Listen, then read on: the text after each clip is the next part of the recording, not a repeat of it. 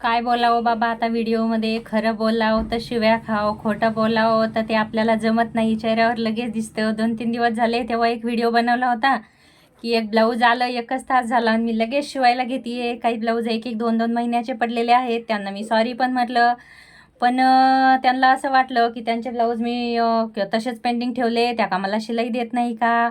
बाप रे बाप! एका व्हिडिओ आणि मी तो चक्क विसरलेच होते की ज्यांचे ब्लाऊज माझ्याकडे पेंडिंग आहेत ते सगळे आपले सबस्क्रायबर आहेत. त्यांना सगळ्यांना खरंच मनापासून खूप खूप सॉरी. आणि याच्यानंतर मी प्रयत्न करेल की जे अगोदरचे ब्लाऊज आहेत त्यांना अगोदर शिवणार आणि जे नंतर ब्लाऊज येतील त्यांना नंतर शिवाल. तर सगळ्यांचे मी मनापासून सगळ्यांना सॉरी म्हणते. आणि आता बघा व्हिडिओ सगळ्यांनी बघितलेला आहे, तर मी पण काय करणार की लगेच मी सगळ्यांसोबत शेअर करून टाकलं. आपल्याला लेडीजला सवय असते सगळ्या गोष्टी शेअर करायची.